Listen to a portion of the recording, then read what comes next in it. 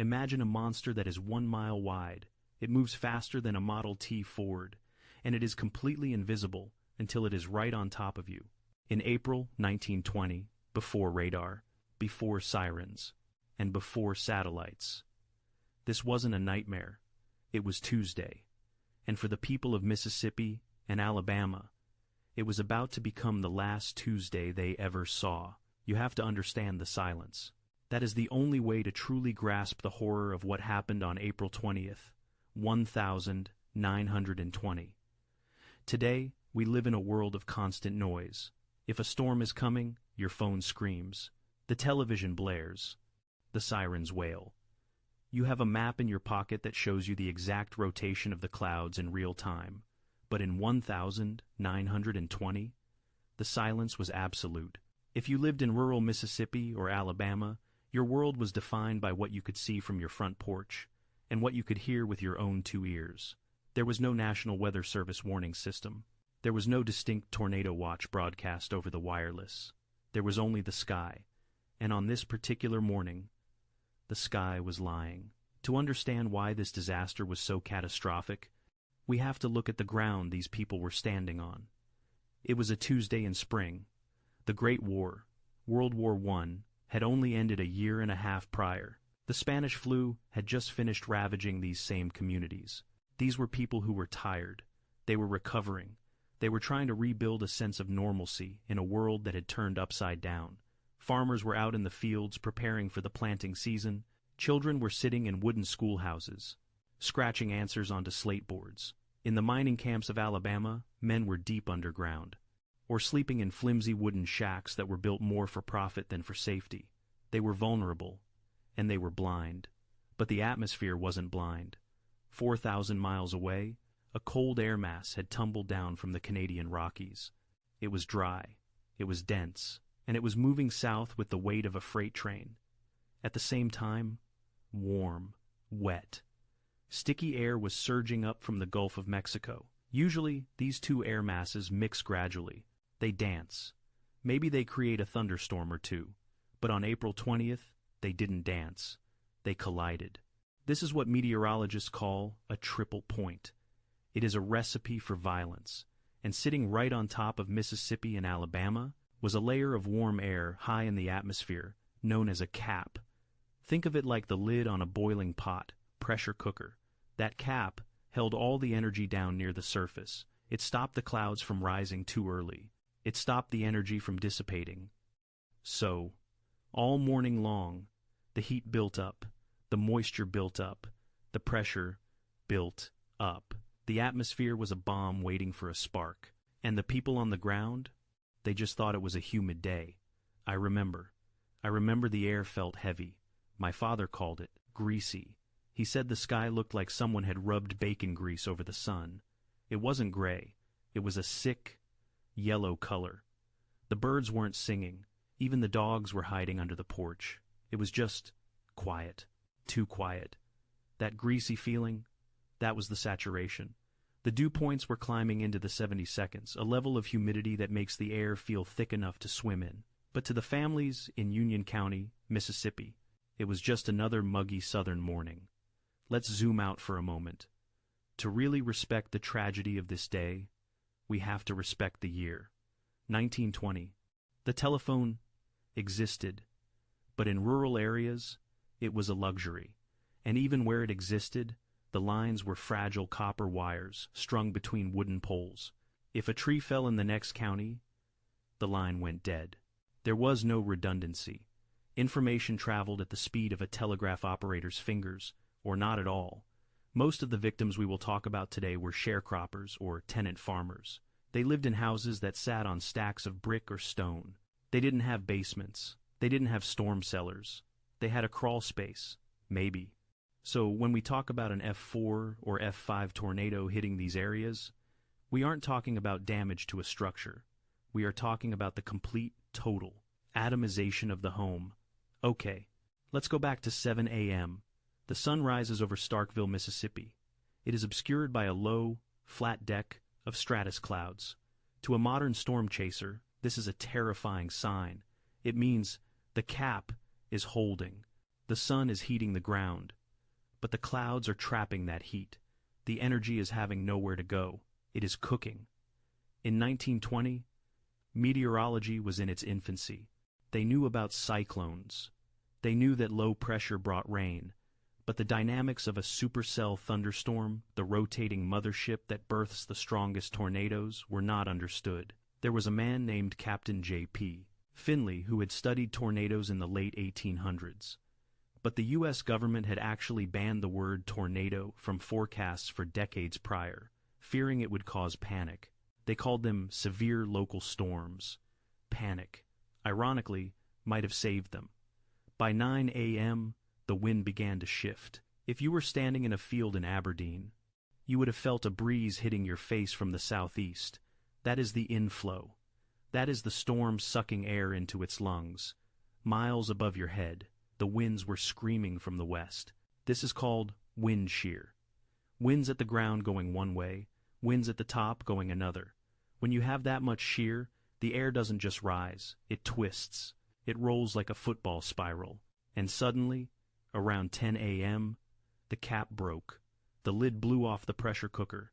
Explosive updrafts shot 50,000 feet into the atmosphere. The energy that had been bottling up all morning was released in seconds. We were in the field, planting cotton, and I looked up and saw the clouds boiling. That's the only word for it. Boiling, like water in a kettle. They were moving so fast you could see them churning, twisting over each other.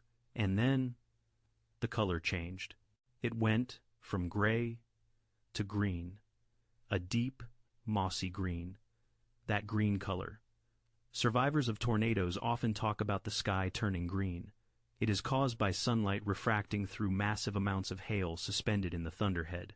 Hail the size of baseballs began to fall in Ingomar. This was the first warning. But remember, hail is loud. It hammers on the tin roofs. It deafens you. So, even if the tornado was on the ground, you couldn't hear the roar. You could only hear the ice. At 10:30 a.m., the first major circulation tightened up over Union County, Mississippi. This wasn't a wispy rope tornado. This was a wedge. A wedge tornado is wider than it is tall. It looks like the cloud itself has just decided to descend to the earth. It is a wall of wind. In the community of Ingomar, life was proceeding as normal. There was a general store, a few dozen homes, a school. The telegraph lines to the west had already gone silent. But people assumed it was just a fallen branch. They didn't know that the silence was actually a footprint. The storm had already severed the connection to the outside world. The monster was now moving at 50 miles per hour. Imagine that speed. You are in a car driving down a highway. That is how fast this thing is chewing up the landscape. You cannot outrun it on a horse. You certainly cannot outrun it on foot. And it was hungry. Why do tornadoes sound like freight trains? It is a cliché, but it is accurate. The sound is actually a combination of hundreds of different noises blending together. It is the sound of trees snapping, buildings exploding, debris grinding against debris, and the low-frequency vibration of the wind itself. But there is a phenomenon known as acoustic shadowing. Because of the way the wind flows and the temperature of the air, sometimes a tornado can be completely silent until it is right on top of you. The sound waves are bent upwards, skipping over your head. You could be standing in your yard, watching the leaves rustle, while a mile away, hell is breaking loose, and you wouldn't hear a thing. Back to Ingomar, 11 a.m., the hail stops, and then the rain stops. This is the rear flank downdraft, the clear slot. The sun might even peek out for a second. It feels like the storm is over. It isn't. This is the part of the storm that wraps around the back of the rotation. It clears away the rain so that the tornado is perfectly visible. Except, in Mississippi, there are trees, tall pines, rolling hills. You can't see the horizon. You can only see the trees line at the edge of your property. A farmer named Silas was out checking his barn. He noticed the air had suddenly gone cold. The humidity had vanished, replaced by a chill draft. He looked west, and he saw the trees dissolving, not falling, dissolving. They were being mulched into a fine mist of wood and leaves. He didn't scream, he didn't run, he just froze, because what he was seeing, his brain couldn't process. A dark, chaotic mass was cresting the hill. It wasn't a funnel, it was a fog of debris. It was churning, rotating, and it was heading straight for the Ingomar schoolhouse. Teacher said to get under the desks. We thought it was a game. We thought it was thunder. But then the windows exploded, all of them. At the same time, the glass just turned to dust, and the air was sucked out of the room. My ears popped. It hurt so bad I started crying. And then, the roof. The roof just lifted off, like someone took the lid off a box. The Ingomar tornado was an estimated F4, winds exceeding 200 miles per hour. When winds reach that speed, physics changes. Straw, brittle pieces of dry grass, can be driven through telephone poles like nails. Chickens can be plucked clean of their feathers while still alive. Sand acts like sandpaper, stripping the paint off cars and the bark off trees. The tornado tore through Ingomar with a violence that is hard to describe. It didn't just knock buildings down. It swept the foundations clean. When the Silas family emerged from their root cellar, the world they knew was gone. The landmarks were gone. The trees were gone. But this was just the opening act. The storm system that produced the Ingomar tornado was cycling. It was breathing. It lifted back up into the clouds, leaving a scar across the earth. But the energy in the atmosphere wasn't depleted. In fact, it was getting stronger. The sun was coming out further south, heating the ground even more. The shear was increasing. The system was moving east, towards the Alabama line, towards a town called Starkville, towards a town called Aberdeen, and towards a mining camp where hundreds of workers were unaware that a second, larger, deadlier monster was forming in the dark clouds above their heads. The Ingomar tornado had killed 24 people, but the beast of the outbreak was just waking up. It is now 12:30 p.m. to the south. In Monroe County, a new supercell has taken shape. This one is different. It is bigger. It is rotating faster. On the radar, if they had radar, it would have shown a debris ball, a solid sphere in the center of the storm, which isn't rain. It is pieces of homes, pieces of forests, pieces of life. This tornado touches down near Aberdeen, and it stays down. This is what we call a long track tornado. Most tornadoes stay on the ground for a few minutes, maybe 5 miles. This monster is going to stay on the ground for hours. It is going to cross rivers. It is going to climb hills.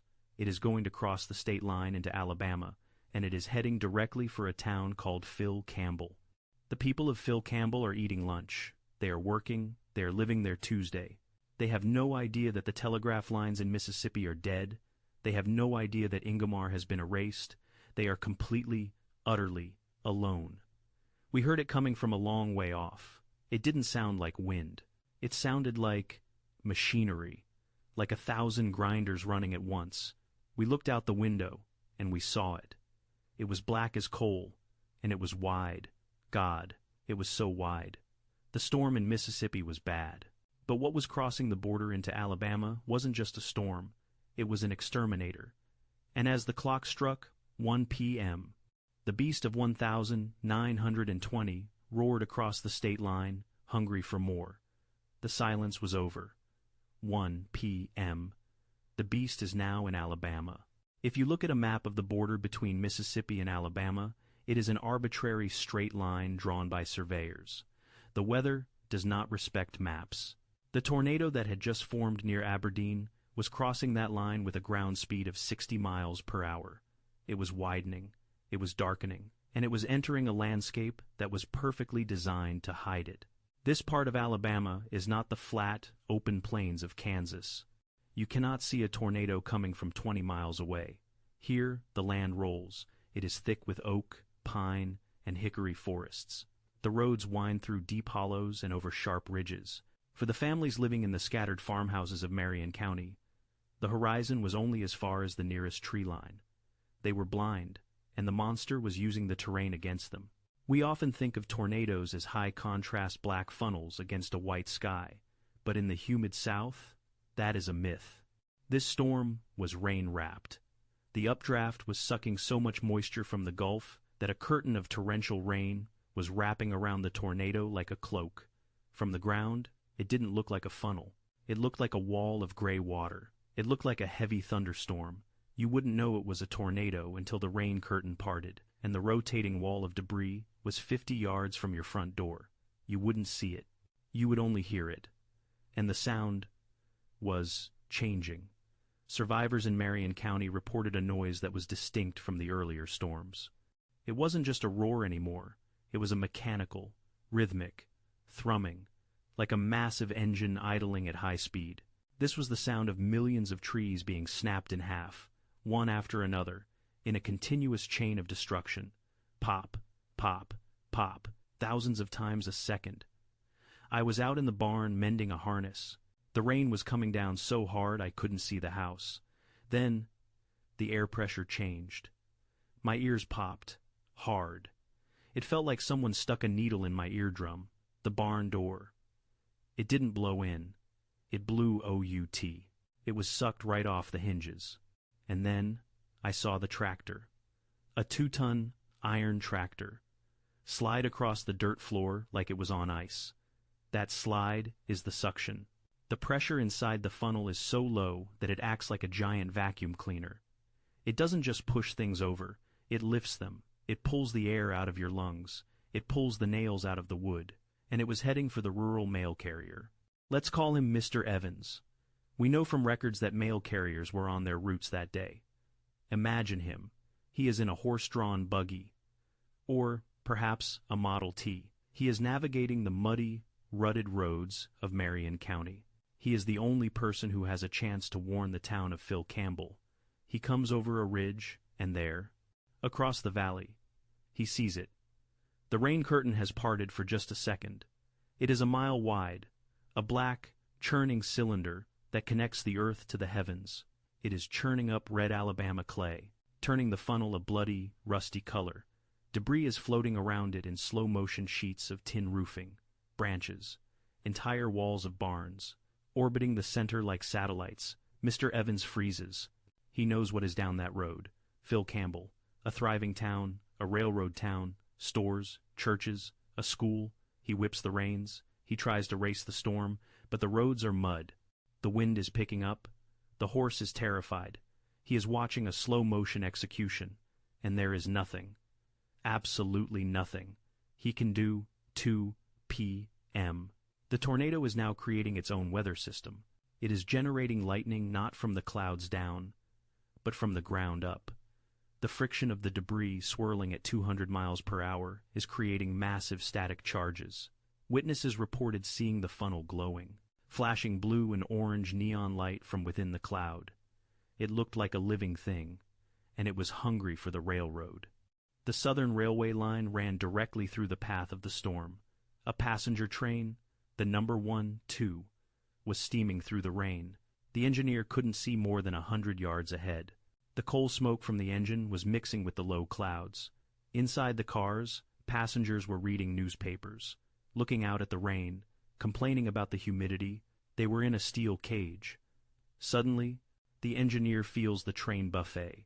The heavy iron wheels lift just an inch. Off the track, then slam back down. The wind isn't blowing the train over. It is trying to times it. He slams on the brakes. The sparks fly. The train screeches to a halt just as a massive oak tree, 5 feet in diameter, crashes across the tracks 50 yards ahead.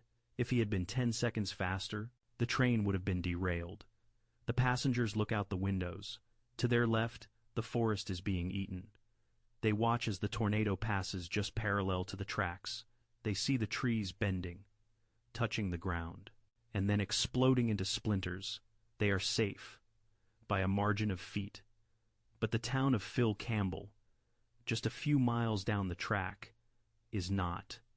3 p.m., Phil Campbell, Alabama. The town is the heart of the community. General stores with glass windows, a pharmacy, a distinct main street. People are sheltering. They know it's storming. But remember, they think it's just a thunderstorm. A group of men are standing under the awning of the hardware store, watching the rain. They are smoking tobacco, talking about the crops. Then the rain stops. Abruptly, the wind dies down. The air becomes still. dead still. One of the men points to the southwest. "Look at that cloud," he says. "It isn't a cloud. It is the debris field. It is a wall of pulverized wood and dirt, rolling over the hills like a tsunami." And then the roar hits them. It doesn't build up.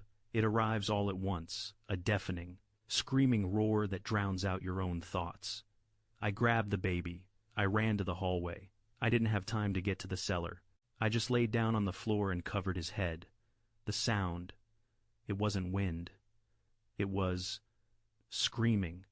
It sounded like the house was screaming. The floorboards were vibrating so hard my teeth rattled. And then the roof was gone. I looked up, and I saw a car.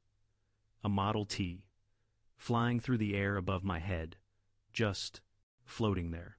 The impact at Phil Campbell was absolute. This was an F4, possibly an F5. Let's talk about the energy involved here. We aren't talking about wind pushing a wall over. We are talking about wind moving so fast that it acts like a solid object. If you stick your hand out of a car window at 60 miles per hour, you feel the wind. If you stick your hand out at 200 miles per hour, the wind would break your arm instantly. When this wind hit the buildings of Phil Campbell, they didn't collapse. They disintegrated. The brick storefronts exploded outward. The wooden homes were shredded into toothpicks. In the center of the vortex, the pressure drops so drastically that it creates a partial vacuum. People were sucked out of their homes. Furniture was sucked out of windows. The very air was sucked out of people's lungs. How powerful was the suction? After the storm, they found a check, a paper bank check, from a store in Phil Campbell. Do you know where they found it? They found it in Tennessee, 80 miles away. The storm carried a piece of paper, intact, across state lines, over mountains, and gently set it down in a field 2 hours later. That is the paradox of the tornado. It can tear a house apart, but leave a jar of pickles on the kitchen table completely untouched. But for the people of Phil Campbell, there were no jars left standing. The schoolhouse, a place of safety, the tornado hit it squarely. The structure was lifted from its foundation. We have accounts of children being carried, literally carried by the wind, for hundreds of yards. One survivor, a young girl, was found sitting in a muddy field a quarter-mile from her home. She was unhurt. She was holding her doll. She didn't remember how she got there. She just remembered the big noise, and then waking up in the mud. Others were not so lucky. The debris ball acted like a meat grinder. Everything the tornado had picked up for the last 20 miles, the trees, the fences, the barns, was now spinning inside the funnel at 200 miles per hour. If you were caught in the open, you weren't just hit by wind. You were hit by a blizzard of 2X, 4S, sheet metal, and bricks. The town of Phil Campbell was being erased. In the span of 2 minutes, the work of a generation was undone. But the storm wasn't finished. It continued northeast, toward the mining camps. The mining camps of Marion County were temporary structures, shacks, tents, housing for the men who worked the earth. These men were tough. They were used to danger. They worked with explosives and heavy machinery every day, but they had no defense against this. The tornado swept through the camps with terrifying efficiency. These shacks were not anchored to the ground. They were simply sitting on the dirt. When the wind hit them, they didn't explode. They tumbled. They were rolled like dice. Inside, families were tossed around like clothes in a dryer. The darkness was total now. It was 3:30 p.m., but it looked like midnight. The air was filled with coal dust, sucked up from the mines, turning the tornado into a black, gritty cloud of suffocation. Survivors reported that they couldn't breathe. The air was so thick with dust and water that they were drowning while standing up. I was in the shaft, near the entrance. The pressure changed. My ears popped. I looked up toward the daylight, and I saw the sky turn black. Then, the debris started falling down the shaft. Trees, pieces of tin, a cow, a dead cow, fell right past me. We huddled in the dark, praying the tunnel wouldn't collapse. We could hear the roar above us, shaking the very rocks we were hiding in. And then, as quickly as it had arrived, it left, The tornado kept moving northeast, tearing a path through the forests, heading toward the Tennessee border. But in Phil Campbell and the mining camps and the farms of Marion County, the noise stopped. The roar faded into the distance, like a train moving away, and in its place was silence. Not the peaceful silence of a morning, but a heavy, ringing silence. The rain had stopped. The wind had stopped. For a few seconds, nobody moved. Nobody breathed. The survivors were in shock. Their brains were trying to catch up with their reality. Imagine opening your eyes. You are lying in the mud. You are cold. You are wet. You stand up. You look for your house. It's not there. You look for your neighbor's house. It's not there. You look for the town. It's not there. The only sound you hear is the drip, drip, drip of water falling from the splintered remains of a tree. And then the first scream cuts through the air. It was gone. Everything was gone. I stood up and I spun around in a circle, and I couldn't tell where I was. The landmarks were gone. The fences were gone. I couldn't even find the road. It was just mud and splinters. And then I heard my neighbor, Mrs. Gable, calling for her husband. John, John, she sounded so small. The sun began to peek through the clouds, a cruel irony. The storm had passed. The weather was clearing. The golden hour sunlight illuminated a scene from hell. Bark had been stripped from the trees that were left standing, leaving them looking like white skeletons pointing at the sky. Dead livestock littered the fields, and, among the wreckage, the people of Alabama began to rise. They were covered in mud, their clothes were torn, they were bleeding. They began to walk, aimlessly at first, then with purpose, searching, digging, desperate to find a pulse in the piles of lumber that used to be their homes. This was the end of the event. But the horror of the aftermath, the long night that was about to fall, was just beginning. Because in 1920, there were no helicopters coming. There was no National Guard with floodlights. Night was coming. And they were on their own. The sun set at 6:34 p.m. Usually, twilight in April is a time of beauty in the South. The peepers start chirping. The air cools down. The fireflies come out. But on the evening of April 20th, 1920, the sun did not set on a landscape of peace. It set on a graveyard. As the light faded, the true horror of the situation began to set in. You have to remember the infrastructure. The power lines, what few there were gone. The kerosene lamps inside the homes were buried under tons of rubble. The moon was obscured by the backside of the storm system. So, when night fell, it was pitch black, absolute, total darkness. Imagine standing in that darkness. You are wet. You are shivering. The temperature is dropping rapidly as the cold front moves in. And all around you, in the blackness, you hear them, the voices. It was the darkness that was the worst. You could hear people crying out, calling names. Mama, Mama, but you couldn't see them. You'd stumble over a pile of bricks, and you'd realize it wasn't bricks. It was a chimney that had fallen on someone. We didn't have flashlights. We had to make torches out of pine knots and rags soaked in oil. It looked like hell on earth. Little fires moving through the wreckage, flickering, and every time the light hit something, you saw something you wished you hadn't. The rescue effort began not with sirens, but with bare hands. Men and women, adrenaline masking their own injuries, began to dig. They lifted timber beams that would normally take 3 men to move. They clawed at the mud until their fingernails tore off. And they were fighting against time. Trauma is a clock. In 1920, there was no golden hour. There were no IV fluids. There were no antibiotics. If you had a compound fracture, if you had internal bleeding, you were dying. The nearest hospitals were miles away. And the roads?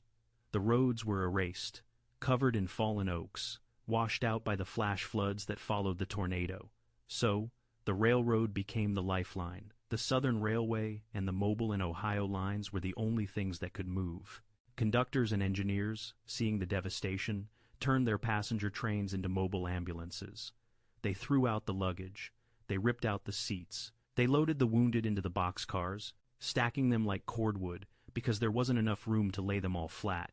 We need to talk about the smell. History books rarely mention the olfactory memory of a disaster. Survivors of 1920 didn't just remember the wind. They remembered the smell of splintered pine. When a tornado shreds a forest, it releases a massive amount of sap and terpene into the air.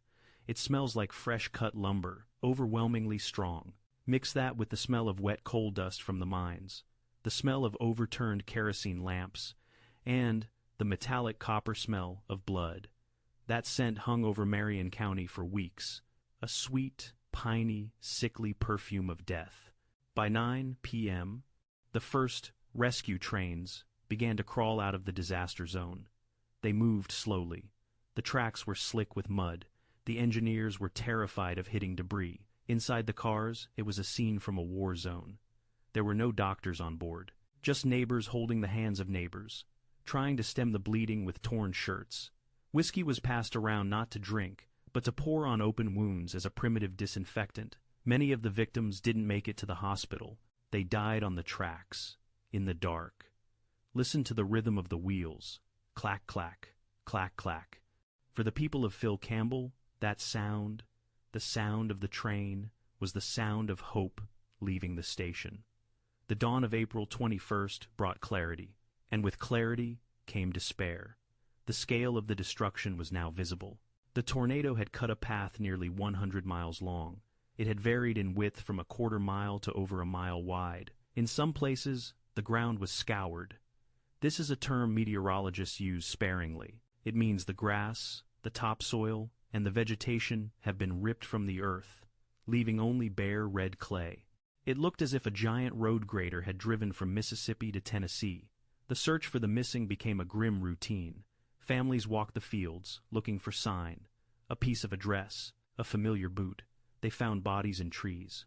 They found bodies in creeks. They found bodies 3 miles away from where they had been standing. The sheer violence of the wind had done things that seemed physically impossible. We found Mr. Henderson's cow. It had a piece of straw, just a flimsy piece of wheat straw, driven straight through its neck, like a needle. And we found a car, a Ford, wrapped around an oak tree like a piece of tin foil. You couldn't even tell it was a car. It was just a knot of metal. The official death count began to rise. First it was 50, then 100, then 150. Eventually, the count would settle around 224 dead. But historians believe this number is vastly undercounted. Why? Because of who the victims were. Many were poor sharecroppers. Many were African American families living in undocumented settlements. In 1920, the press coverage was segregated. The deaths of white landowners in town made the front page. The deaths of black tenant farmers in the fields were often summarized in a single line. Many others feared lost. These people were not just killed, they were erased from the record.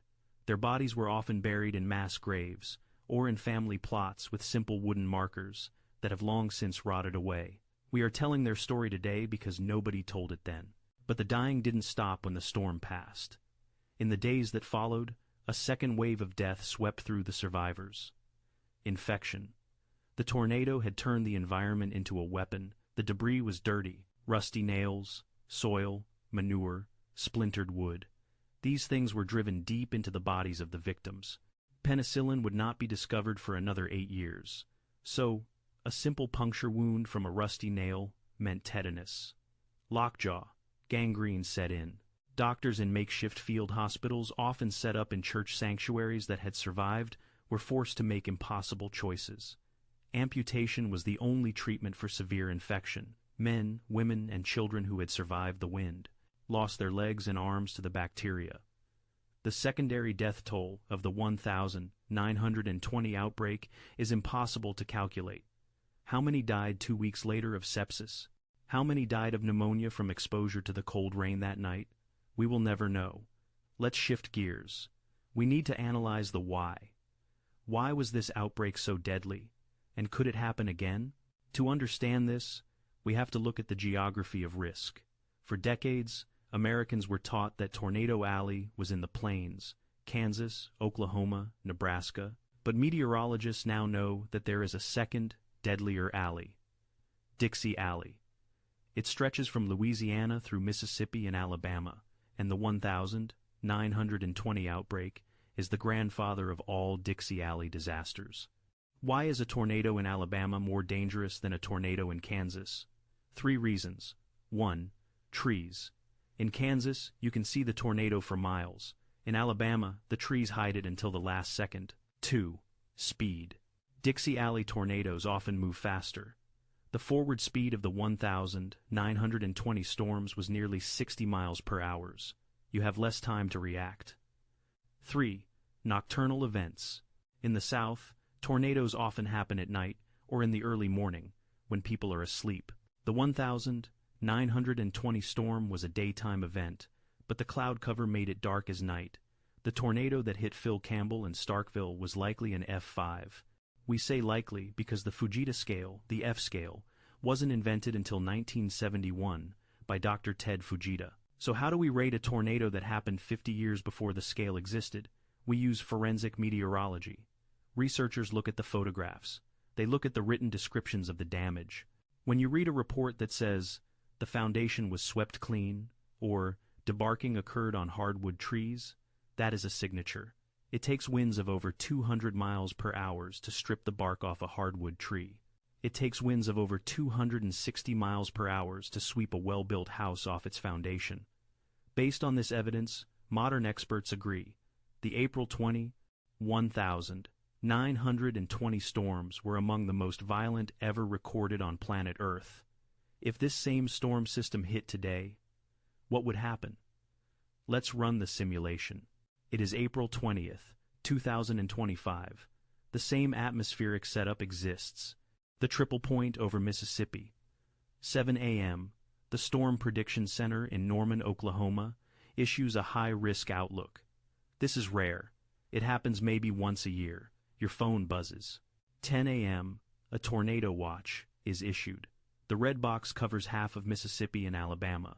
Schools let out early. Businesses close. 12 p.m., the first supercells fire. Doppler radar sees the rotation instantly. The velocity couplet on the screen glows bright red and green. 12:15 p.m., tornado warning.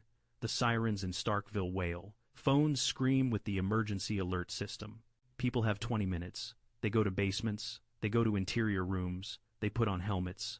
12:35 p.m., the tornado hits. The buildings are still destroyed. The physics haven't changed. A house in 2025 explodes just like a house in 1920. But the people? The people are underground. In 2025, the death toll might be 10, maybe 20. In 1920, it was 224. The difference isn't the wind. The difference is the warning. But warning systems are a privilege, and in 1920, privilege was scarce. Now, back to the aftermath. The cleanup took months. The psychological scars took generations. There was no post-traumatic stress disorder diagnosis in 1920. Men who had fought in the trenches of World War I, who had survived mustard gas and artillery, came home only to be broken by the wind. They called it storm fear. It became a pervasive part of the culture in Mississippi and Alabama. Grandmothers would usher children into the storm cellar at the first rumble of thunder. Fathers would stare at the sky with a look of thousand-yard stare whenever the clouds turned green. They didn't talk about it. They just watched. My daddy, he never slept when it rained. Never. He would sit in his rocking chair by the window, smoking his pipe, watching the trees. If the wind blew too hard, his hands would shake. He never told us why, but we knew. He was back there. He was back in the mud, listening to the screaming. The town of Phil Campbell was eventually rebuilt. The railroad was repaired. The trees grew back. Nature is resilient. It covers its tracks. If you drive through Marion County today, you won't see the scar. The hills are green. The forests are thick. But if you look closely, you can still see the ghosts. Go to the local cemeteries. Look at the dates on the headstones. The 20th of April 1920. The 20th of April 1920. The 20th of April 1920. Entire families. Infants. Grandparents. Buried. Side by side. These stones are the only physical proof that the sky once tried to wipe them off the map. There is a concept in history called the erasure of rural tragedy. When a disaster hits a major city like the San Francisco earthquake or the Great Chicago Fire, it becomes part of the national myth. It is written about in textbooks. Movies are made about it. But when a disaster hits rural America, when it hits the farmers, the miners, the people on the back roads, it tends to fade. It becomes local history. It sits in the dusty archives of a county library. It lives in the stories told on front porches. But it doesn't make the national consciousness. This is why we are telling this story. Because the April 1920 outbreak wasn't just a local storm. It was a reminder of our fragility. It was a reminder that no matter how much technology we have, no matter how many radars we build, we are still small biological creatures living on a volatile, violent planet. The atmosphere does not care about our schedules. It does not care about our politics. It does not care about our borders. It is a chaotic fluid system that seeks equilibrium. And, sometimes, finding that equilibrium requires violence. As we close this chapter, I want you to look at the sky differently the next time a storm rolls in. Don't just look at the rain. Look at the motion. Look at the energy. Respect it. Because, for the people of 1920, that energy was a god of destruction. They faced it without warning. They faced it without protection, and many of them faced it with courage that we can barely imagine. The telegraph operator who stayed at his post until the lines went dead. The mother who covered her child with her own body. The mail carrier who raced the wind. They are not just statistics. They are the witnesses to the day the sky turned green, and their silence speaks louder than the roar. History is a cycle. The weather patterns that created the 1920 outbreak are still there. The Gulf of Mexico is still warm. The Canadian air is still cold. The jet stream still dips. The ingredients are always in the pantry. On the 27th of April 2011, 91 years later, almost to the day, another super outbreak struck this exact same region. Hackleshurg, Phil Campbell, Smithville, the names on the map were the same.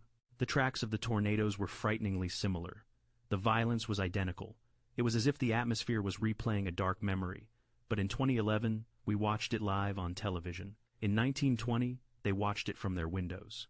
The technology changes. The human experience does not. Fear is fear. Loss is loss. And the sound of the wind is the same in any century. So, what is the legacy of the 20th of April 1920? It is a legacy of warning. It teaches us that normal is an illusion.